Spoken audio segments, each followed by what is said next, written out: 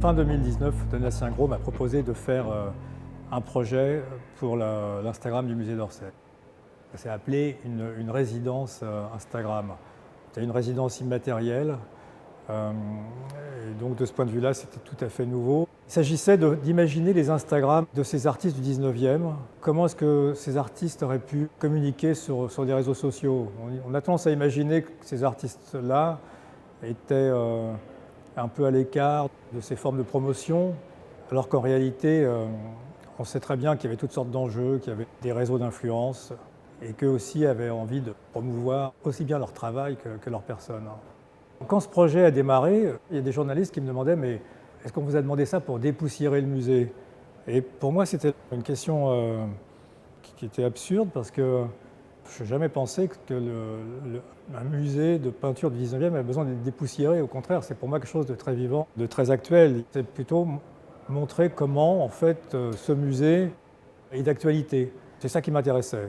Et dans mon travail, j'aime beaucoup établir les liens, justement, entre ce qui semble passé ou ce qui semble d'une autre époque et ce qui est tout à fait contemporain. On est à une époque où la peinture est revenue de très très fort dans le monde de l'art contemporain. Et justement, aujourd'hui où la peinture est revenue sous toutes ses formes, le musée, avec ses peintures du 19e, me paraît plus que jamais d'actualité et intéressante pour justement voir les rapports entre ces peintres du 19e et ce qu'on peut faire aujourd'hui.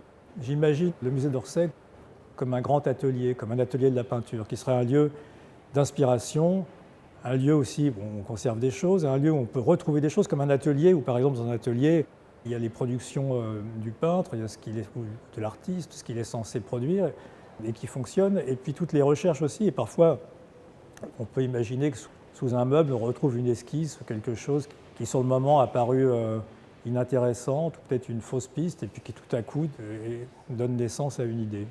L'atelier de Basile, je le vois un peu comme une métaphore d'Instagram. C'est l'atelier du peintre, il y a aussi des followers, des amis artistes. Finalement, pour un artiste, aujourd'hui, Instagram, c'est ça. C'est finalement comme une sorte de visite d'atelier. C'est comme l'opération porte ouverte de l'atelier, donc les gens regardent. Et puis il y a aussi, parmi les badauds, les gens qui espionnent, qui regardent, il y a aussi des proches. Alors là, évidemment, on est au 19e siècle, donc là, c'est davantage des proches. Il y a Basile au milieu, il y a Manet.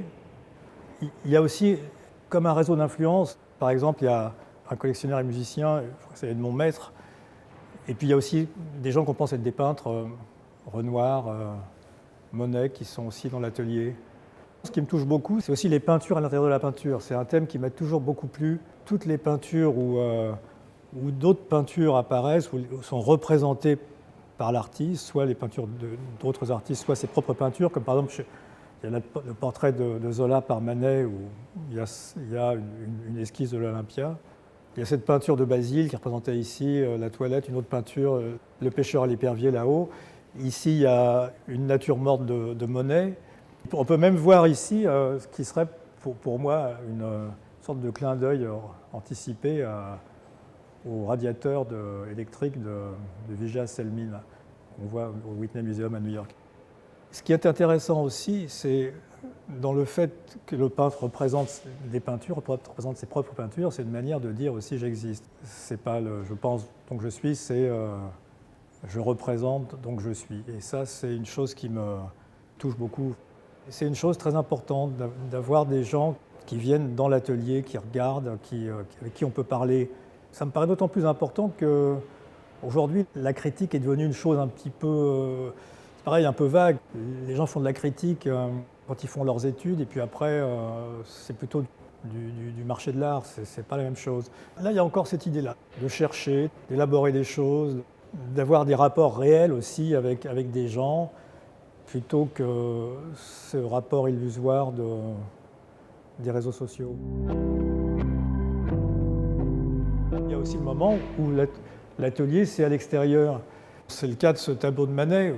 Enfin, Manet, en plus, fait vraiment le lien entre tout ce qui se passe à l'intérieur de l'atelier, avec la présence des modèles, avec Berthe Morisot, avec les grandes compositions faites dans son atelier, et puis des peintures d'extérieur. Il y a à la fois quelque chose de très réaliste et qui semble un petit peu artificiel aussi. Bon, ça vient aussi de la lumière étrange de la Lune, qui de toute façon donne un aspect artificiel, un peu surréaliste aux choses. Même dans la réalité, quand on se promène sous la Lune, on a cette impression-là. Ça nous parle avec beaucoup de force de l'extérieur et de la présence dans le monde réel. Parce que cette lumière ne peut pas être inventée, il y a quelque chose de très très fort qu'on reconnaît immédiatement. On peut savoir que ça a été fait au mois d'août aussi à cause de la place des étoiles, donc c'est assez précis de ce point de vue-là. C'est un tableau que je trouve particulièrement fascinant à cause de la lumière, à cause de la précision de certains détails, à cause des contrastes, ces gens qui surgissent. Et puis tout à coup, ça part là dans une zone complètement floue avec simplement des lumières qui donnent des positions comme ça, le halo de la Lune. Et puis il arrive aussi à faire des zones un peu ennuyeuses, comme par exemple ces tonneaux ou ces sacs. Je trouve ça particulièrement saisissant, cette peinture. Ce n'est pas la peinture qui fait une rupture dans l'histoire de l'art, ou c'est pas l'Olympia ou le déjeuner sur l'herbe, mais on a vraiment la sensation de la présence du peintre au monde, à une chose assez simple, qui est simplement un clair de lune, mais ça le fascine parce que c'est visuellement extraordinaire et c'est la source d'une peinture. Un tableau comme ça, par rapport à la peinture d'aujourd'hui, ça peut paraître très décalé. Après avoir complètement disparu de l'art contemporain, la peinture est revenue un peu comme une citation de peinture. Ce sont des objets peinture qui en fait citent la plupart du temps des moments de la peinture ou citent d'autres images. La peinture de figuration aujourd'hui, c'est très souvent non pas une présence à une situation réelle, mais plutôt une peinture d'après Google, d'après Instagram, d'après une photo. Alors ça peut aussi vouloir dire qu'aujourd'hui, la présence au monde, c'est la présence à Google. La confrontation à une image Instagram, aujourd'hui, c'est davantage ça, peut-être le réel, en tout cas c'est ce que ces peintures semblent signifier, plutôt que d'être simplement là, comme Manet à Boulogne l'été, et qui tout à coup se fond presque avec cette situation d'une lumière lunaire qui le fascine, et il transmet ça. Donc c'est une correspondance qui est un petit peu contraire, mais voilà, on se demande, ça pose la question de qu'est-ce que c'est que d'être présent au réel aussi, enfin la réalité a des sensations aussi simples et aussi fortes que de voir une lumière de la Lune. Je me sens très proche de ça parce que c'est justement ce que je poursuis, ce qui m'intéresse le plus dans la peinture, c'est justement de peindre ma simple présence aux choses, au monde. Et ça m'est arrivé très souvent d'être la nuit quelque part, de vouloir faire une peinture de la nuit, simplement de cet instant-là, de ce moment-là, le simple fait d'être là, sans justement, en évitant toute médiatisation du réel, parce qu'on est envahi, enfin envahi ou tout le temps confronté à une médiatisation du réel. En fait, aujourd'hui, le réel, c'est presque tout le temps sa médiatisation, plus que la véritable présence physique. Et parce que justement, j'ai beaucoup vu ça. Pendant des années, j'ai travaillé sur justement faire des images à partir des médiatisations de la réalité ou de la culture. Qu'aujourd'hui, ce qui m'intéresse le plus, c'est justement être le plus dépouillé possible et le plus en prise possible avec un simple fait d'existence et de laisser ce que je trouve le plus extraordinaire, en fait, qui est peut-être la lumière justement d'un clair de lune, plutôt qu'une image déjà travaillée ou médiatisée. Alors l'atelier, c'est un lieu, dans cette fin du 19e, où on fait venir des gens. C'est-à-dire que les modèles viennent poser. Bon, c'est un lieu, comme on a vu dans l'atelier de Basile, les autres artistes viennent, mais aussi on fait venir un modèle pour le peindre. Et moi, ça me parle particulièrement, parce que c'est ce que je fais aussi dans ma peinture. Et donc, moi, ça me touche, ça m'intéresse spécialement de voir quelqu'un qui peint dans la présence d'un modèle. Alors, cette peinture, la Dame aux gants de Carolise Durand, c'est un exemple de ça. Là, il y a quelque chose en plus d'assez posé qui fait le lien avec la photographie de mode. C'est-à-dire qu'on retrouve quelque chose qu'on connaît en fait par la photographie de mode. Parce qu'en fait, le portrait contemporain, c'est le plus souvent en fait de la photographie de mode. En fin de compte, un portrait de femme, c'est souvent une photographie de mode. Et là, il y a beaucoup de ça. Il y a le souci du détail. Il y a un jeu On aurait pu voir dans une photo entre un gant, le gant qu'on enlève, celui qui est déjà posé là, par terre. Il y a cette grande masse de noir un peu minimale qui me rappelle moi des défilés d'Alexander McQueen où il y avait des vêtements noirs comme ça, des robes noires très sombres. Il y a l'expression aussi qui est à la fois là et un petit peu absente. Elle feint un peu de ne pas être vue de cette façon. C'est-à-dire qu'elle pose, mais on ne sait pas pour qui elle pose. Elle pose pour son mari le peintre, mais comme une influenceuse d'Instagram, elle pose aussi pour un public imaginaire. Ça m'évoque des photos de mode classiques en fait. Il y a à la fois de la peinture classique et à la fois des premières photos de mode. Il y a quelque chose de moins glacé que ce qui serait le cas si c'était une publicité pour l'industrie du luxe.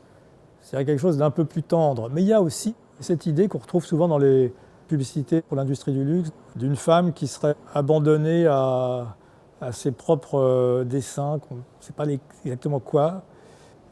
Là, elle regarde un peu de côté. Et souvent, c'est ça, quand on voit des pubs pour des sacs, on voit une femme qui a l'air d'être prise par autre chose, alors qu'elle s'expose en même temps. C'est feindre de ne pas être vue et s'exposer en même temps, qui me paraît une attitude contemporaine.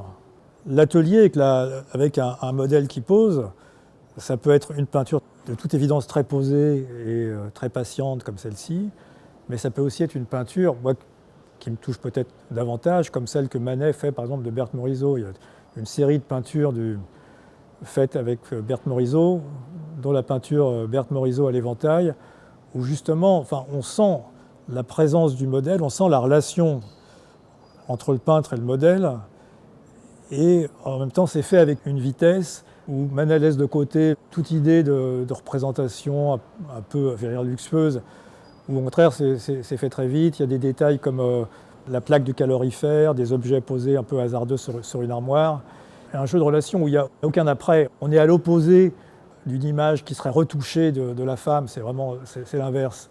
Et alors à l'opposé de ça, je pense à La naissance de Vénus de Cabanel, qui serait presque comme une image de mode d'aujourd'hui, c'est extrêmement retouchée, où la femme est à la fois dans une sorte de pose sexy, abandonnée, et en même temps avec un côté plastique un peu imaginaire, comme ce que les gens font dans la photographie, où la peau devient une chose presque immatérielle, où il n'y a plus aucun accent, plus aucun accident. Donc cette peinture artificielle, elle est intéressante pour ça, parce que ça correspond à quelque chose qu'on connaît, comme cette chose étrange des publicités aujourd'hui pour la mode, pour le luxe, où ils sont censés mettre la mention photo retouchée. Cette naissance de Vénus, ça serait vraiment l'excès même d'une image retouchée. Et en même temps, avec aussi une charge quand même sexuelle. On est sûr aussi que Cabanel a certainement fait poser un modèle pour faire cette peinture. Il ne l'a pas inventé parce que la pose est quand même très réelle.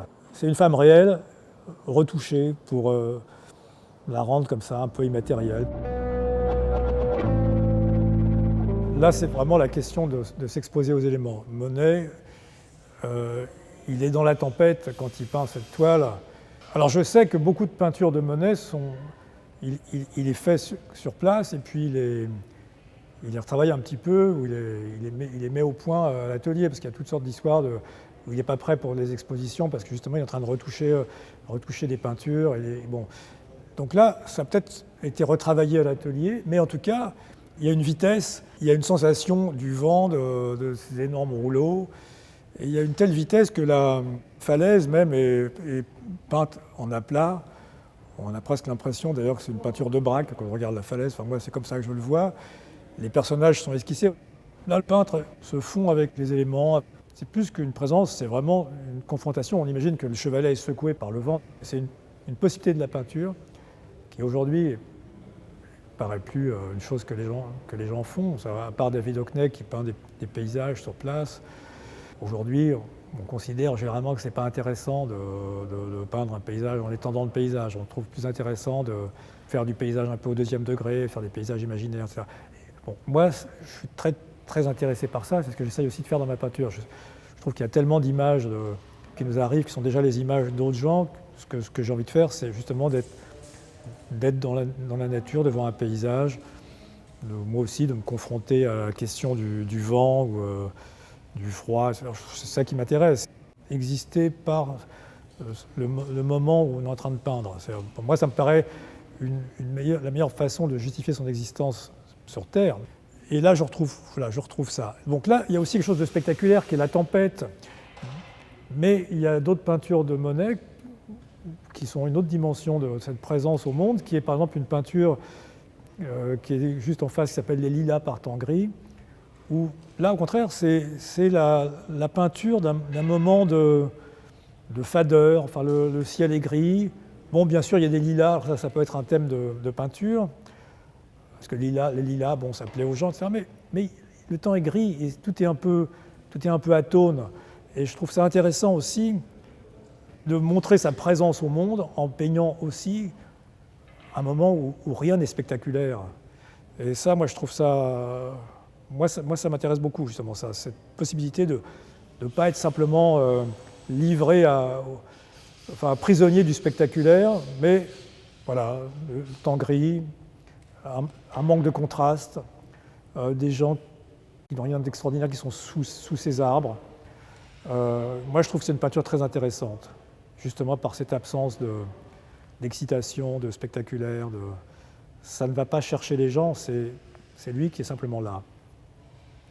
Et c'est une possibilité de la peinture que je trouve intéressante et qui nous parle aujourd'hui aussi, parce que généralement c'est l'inverse. On essaye de faire de l'art spectaculaire qui va saisir les gens. On voit aussi que c'est un lieu qui est relié à l'extérieur. C'est relié à l'extérieur, c'est relié à des problématiques contemporaines de peinture. Et c'est pas du tout comme les gens s'imaginent. Ça, c'est ce que j'ai découvert pendant ces 2 ans où j'ai passé beaucoup de temps au musée. C'est l'inverse. Enfin, c'est pas du tout le cliché du lieu figé, du musée comme un lieu figé. C'est au contraire un lieu où les peintures se déplacent en permanence. Et à chaque fois que je viens, il y a des peintures qui apparaissent, d'autres que je pensais revoir, qui sont parties dans une exposition.